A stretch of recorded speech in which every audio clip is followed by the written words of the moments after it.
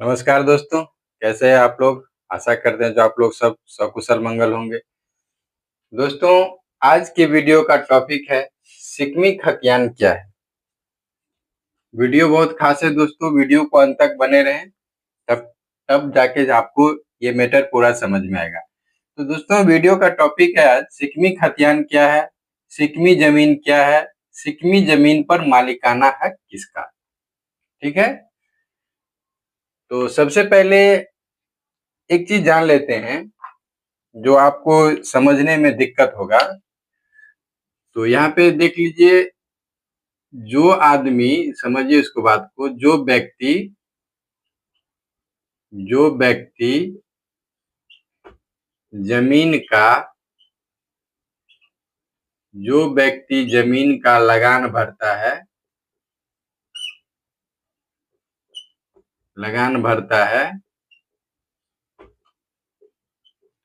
वो रैयत कहलाता है।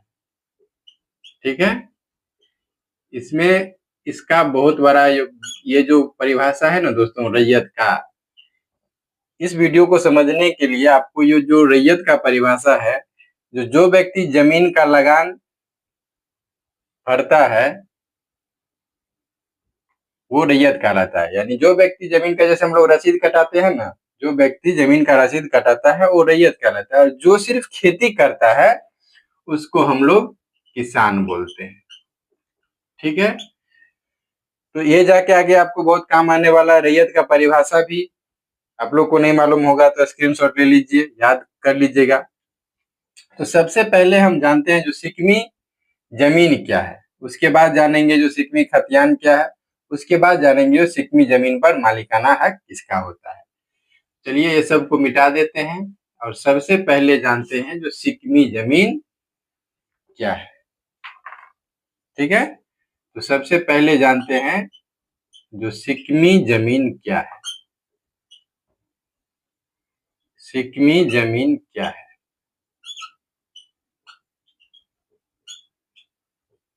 तो समझिए दोस्तों, वीडियो को गौर से देखिए, अंत तक देखिए, तभी आपको कुछ समझ में आएगा। तो सिक्मी जमीन आपको जब पहला सर्वे, फर्स्ट सर्वे, कंडस्ट्रल सर्वे हुआ 1898 में, सब जगह अलग अलग हुआ, एक आध साल के अंतर में। हम लोग के इधर 1898 में कंडस्ट्रल यानी CS सर्वे हुआ। ठीक है? CS सर्वे 1898 में CS सर्वे हुआ। उससे पहले क्या था, या उस टाइम भी क्या था, जो जमींदारी प्रथा चल रहा था, किन्हीं किन्हीं जमींदार के पास बहुत ज्यादा जमीन था। तो इसको उदाहरण से समझ लीजिए। मान लीजिए मोहनलाल एक रैयत है।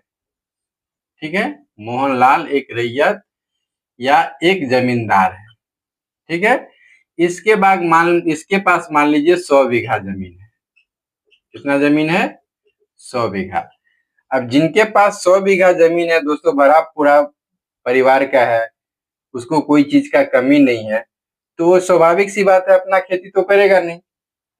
तो इस 100 बीघा में से मान लीजिए, अभी उदाहरण के लिए समझ लीजिए, इसमें से मान लीजिए 1 बीघा जमीन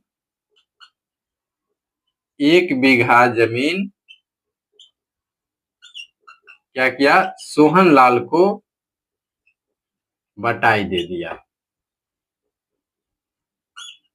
ठीक है? 1 बीघा जमीन, मोहनलाल के पास टोटल 10 बीघा जमीन है, उसमें से क्या किया, 1 बीघा जमीन सोहनलाल को बटाई दे दिया। अब देखिए, जमीन का टोटल पेपर यानी मालिकाना है किसके पास है? मोहनलाल के पास। तो मोहनलाल क्योंकि जमीन का ये टैक्स पे कर रहा है, तो ये हो गया रैयत। ठीक है? मूल रैयत या रैयत बोलिए, ये हो गया मूल रैयत। ठीक है? अब सोहनलाल क्या हो गया? बटाईदार। बटाईदार जिसको हम लोग बोलते हैं बोलचाल भाषा में या जमीन के बारे में सिक्मीदार। ठीक है? अब क्या किया, इनके पास तो बहुत जमीन है। अब ये 1 बीघा जो जमीन इनको सोहनलाल को दिया, इनके बदले में इनसे टैक्स लिया, टैक्स का कुछ हिस्सा इनका बचा और जाके ये गवर्नमेंट को, जिनका जमीन था उनको टैक्स पे किया। तो मूलतः बात ये समझिए, जो मोहनलाल के पास 100 बीघा जमीन था, ये अपना खेती खुद करता नहीं था, इसमें से क्या किया, 1 बीघा जमीन सोहनलाल को दे दिया, जो भाई अब तुम इसको बटाई करो, इस पे खेती करो, उसके बदले में कुछ पैसा जो टैक्स होता है वो हमको आप दे दो। तो चूंकि जमीन का सब पेपर है किसके नाम से, मोहनलाल के नाम से, तो मोहनलाल क्या हो गया, मूल रैयत, और सोहनलाल क्या हो गया यहाँ पे अभी तक सिकमीदार, बटाईदार, या इसको अभी हम परिभाषा में समझाए हैं किसान भी बोलते हैं। ये सीएस सर्वे से पहले की बात, ठीक है।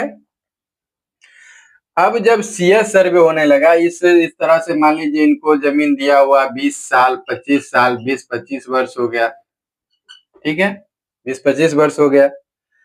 तब जब सीएस सर्वे यानी कंडस्ट्रियल सर्वे होने लगा, तो उसमें सब जमींदारी प्रथा, कुछ जमींदार को छोड़ के बटाईदार यानी किसान के भी हित में सोचा गया। तब क्या किया, जो इसका जो प्लॉट 1 बीघा का जो प्लॉट था, तो इसका खतियान, इस जमीन का जो खतियान बना, वो खतियान सिकमी खतियान के अंतर्गत आ गया, ठीक है। जो खतियान बना वो जमीन आ गया सिकमी खतियान के अंतर्गत, ठीक है। अब जो ये जमीन 1 बीघा उनको बटाई दिया, तो जमीन, ये तो किसान हुआ, सिकमीदार हुआ, मूल रैयत अभी भी है मोहनलाल। तो जमीन कौन सा हुआ, सिकमी जमीन, तो समझ गए ना, जो जमीन ये बटाई करने के लिए सोहनलाल को दिया, जिसके बदले में जो इसका टैक्स हो रहा है, वो टैक्स आप हमको भरो। तो ये जो जमीन 1 बीघा इनको दिया, वो क्या हो गया, सिकमी जमीन। लेकिन जब 1898 में जो सर्वे होने लगा, तो कुछ सरकार का, सब लोग का मिलकर फैसला हुआ, जो भाई किसान के हित के बारे में भी सोचो। तो इसमें से क्या किया, जो इसका इस जमीन का जो खतियान बनाया, उसमें क्या किया, सिकमी खतियान करके खाता खोला गया और सोहनलाल के नाम से खाता खोला। तो बहुत सारे दोस्तों को यह भी कंफ्यूजन रहता है, जो भाई जो टैक्स पे करता है उनका जमीन होगा। तो देखिए, जमीन का मालिक है मूल रैयत, ये तो इनका भी नाम है, इनके पास भी जमीन का पेपर है, इनका भी खाता खुला, तो ये भी जमीन का टैक्स भरा, इनका भी खाता खुला, खाता तो अलग हो गया ना, जब ये खतियान अलग हुआ तो खाता अलग हो गया, जब ये खाता अलग हुआ तो जमाबंदी नंबर इनको मिलेगा, जब जमाबंदी नंबर इनको मिला तो क्या किया, दोनों आदमी मिलके टैक्स भरा, ठीक है। तो इस तरह से दोस्तों आप लोग समझ गए जो सिकमी जमीन क्या होता है। तो सिकमी जमीन, जो इनके पास बहुत जमीन था, जो इनको बटाई करने के लिए या लीज पे जो जमीन दिया, उस जमीन को हम लोग सिकमी जमीन कहते हैं। और इस जमीन को जब कंडस्ट्रियल सर्वे में जब खाता खोला गया, तो जिस खतियान के अंतर्गत खाता खोला गया, उस खतियान को हम लोग बोलते हैं सिकमी खतियान, ठीक है। अब 2 क्वेश्चन तो समझ गया आप लोग, जो सिकमी जमीन क्या होता है और सिकमी खतियान क्या होता है। खास करके इतना मोटा मोटी समझ लीजिए, जो सिकमी का मतलब होता है बटाईदार, ठीक है। तो अब समझिए, बात को गौर से, जो सिकमी जमीन पे मालिकाना हक किसका, ठीक है। मालिकाना हक मतलब जिनके पास मालिकाना हक रहेगा वो तो जमीन को खरीद बिक्री कर सकते हैं। तो इसको मोटा मोटी ये टाइटल हम देते हैं, जो सिकमी जमीन पर मालिकाना हक किसका, मालिकाना हक किसका। अब किसका होगा, जो मूल रैयत है उसका होगा, या जो सिकमी खतियानदार है, खाताधारी है, उसका होगा। सिकमी खाताधारी है उसका होगा।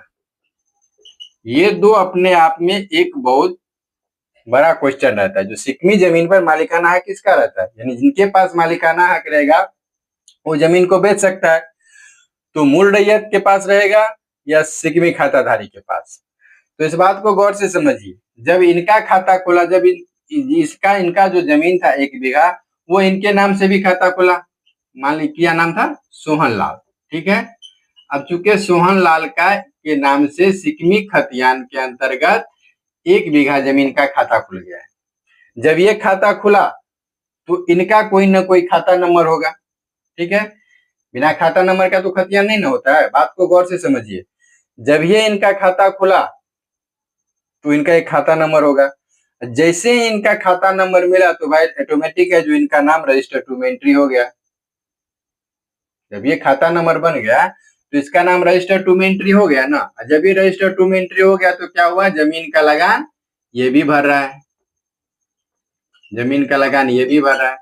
अब जमीन का मूल दस्तावेज है इनके पास, जमीन का मूल दस्तावेज है इनके पास, तो इनके पास भी सब पेपर है, तो ये भी टैक्स पे कर रहे हैं, जमीन का टैक्स पे कर रहे हैं।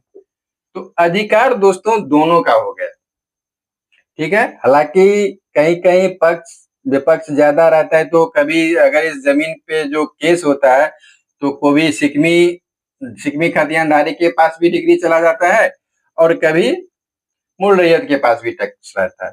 तो ये निर्भर करता है, जो मान लीजिए कोई एक परमिशन होता है, हालांकि ये इतना कारगर नहीं है लेकिन फिर भी समझ लीजिए कोई एक परमिशन होता है, एक बहुत पेचीदा मामला है, तो परमिशन लेके जो आदमी जमीन को खरीद बिक्री कर सकता है, लेकिन है वो बड़ा पेचीदा, फिर भी लोगों को कोर्ट में जाना ही पड़ता है। तो अब उस बात को छोड़िए, हम पॉइंट पे थे जो मालिकाना हक किसका है, तो टैक्स ये भी भर रहे हैं, टैक्स ये भी भर रहे हैं, दोनों आदमी टैक्स भर रहे हैं। तो नियम तो दोस्तों जमीन का मालिकाना हक किसका हो गया, दोनों का हो गया, मूल रैयत का भी हो गया और सिकमीदार का भी हो गया। लेकिन एक नियम खास बना हुआ है, जो सिकमीदार, मान लीजिए जैसे सोहन लाल के पास जमीन है, अब मान लीजिए जैसे हमारे या आपके दादाजी के नाम से कोई जमीन है, तो मान लीजिए आपके दादाजी का, आपके पिताजी 3 भाई हैं, तो आपके दादाजी के गुजरने के बाद या 3 पार्ट में जमीन बढ़ जाएगा, तीनों भाग में बटेगा, तीनों का अलग अलग जमाबंदी कायम हो जाएगा, ठीक है। लेकिन ये जो जमीन सिकमी खतियान के अंतर्गत जो जमीन होता है वो कभी भी ट्रांसफर नहीं होता है, जिनके नाम से खतियान है उनके नाम से ही चला आता है, क्योंकि जमीन का मूल दस्तावेज इसका नहीं है, सिर्फ जमीन पे इनका दखल कब्जा है। तो दोस्तों जमीन का दखल कब्जा भी एक बहुत बड़ा मायने रखता है। बीच में एक नियम भी है और अभी भी चल रहा है, जो आपकी जमीन पे अगर कोई 12 साल से अधिक घर बना के रह रहा है, अगर उस पर आप कोई ऑब्जेक्शन नहीं किए हैं तो उस पर मालिकाना हक जता सकता है। कंफर्म होगा या नहीं होगा ये तो कोर्ट की बात है, लेकिन मालिकाना हक जता सकता है। तो खैर छोड़िए सब बात को। तो अब हम लोग जानते हैं, जो दोनों आदमी जब टैक्स पे कर रहे हैं तो जमीन पे मालिकाना हक किसका होता है। क्या सिकमीधारी जमीन बेच सकता है, तो ये भी नहीं बेच सकता। जब ये जमीन बेचा तो ये क्लेम करेगा, जब ये जमीन बेचा तो ये क्लेम करेगा। तो इसका सबसे सटीक उपाय है शॉर्टकट में, तो जब ये सिकमी जमीन का जो खरीद बिक्री होगा, जब तक मूल रैयत और सिकमी रैयत, सिकमी खतियानदारी, जब तक मूल रैयत और सिकमी खतियानदारी रैयत जो होता है, दोनों अगर मिल के नहीं बेचे तब तक जमीन का रजिस्ट्री लीगल तो नहीं होगा। तो इसके लिए शॉर्टकट फॉर्मूला क्या है, जो भाई 1 बीघा जमीन था तो 10 कट्ठा आपका और 10 कट्ठा आपका। इस तरह से बहुत सारे कोर्ट में भी डिसीजन होता है और इसी तरह का नियम लागू ही होता है। नहीं तो आगे चल के कभी कभी केस में होता है, जो मान लीजिए केस किया तो रैयतधारी भी जीत जाता है, लेकिन जब डिग्री रैयतधारी के पक्ष में होता है तो उसके नीचे भी लिखा रहता है, आप ऑर्डर शीट पढ़िएगा, उसके नीचे लिखा रहता है जो आप इस फैसला को अदालत में ले जाके, यानी इस फैसला को आप चैलेंज कर सकते हैं, ठीक है। अगर इनके पक्ष में हुआ तो इन पे भी वही वक्त, इनके विपक्ष में हुआ तो यही बात लिखा रहता है, जो आप इस फैसला को अपील कर सकते हैं, यानी फिर मामला लंबा खींचा। तो अंततः दोस्तों जहां तक हमको नॉलेज है यही होता है, जो भाई दोनों आदमी का बराबर अधिकार दे दो, 50-50 करके दे दो, तो इससे क्या होता है, जो विवाद खत्म हो जाता है।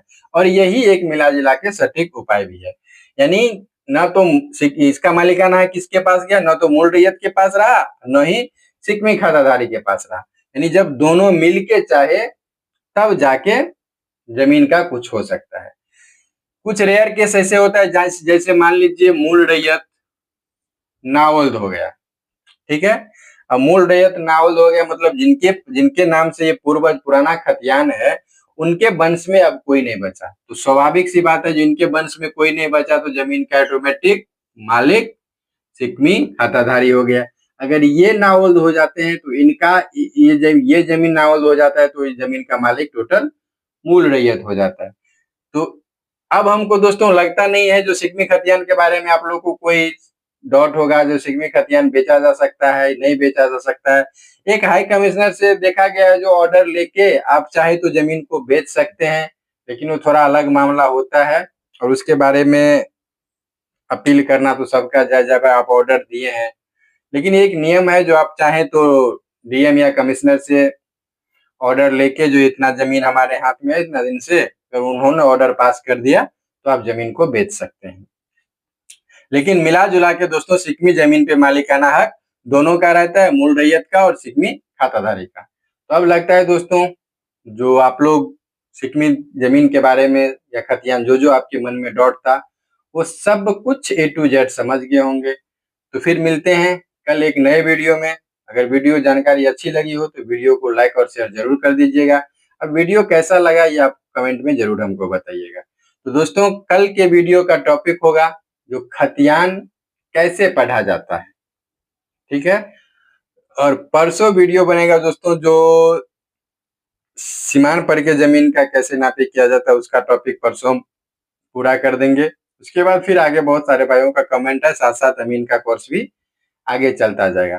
तो आशा करते हैं दोस्तों जो आप लोग पूर्णतः इस वीडियो को समझ गए होंगे, इस टॉपिक को समझ गए होंगे। इस टॉपिक पे कोई आपको डाउट नहीं रहना चाहिए। अगर कोई डाउट हो तो बेहिचक आप लोग कमेंट कर सकते हैं। तो मिलते हैं फिर कल एक नए वीडियो के साथ में। तब तक के लिए जय हिंद, जय भारत।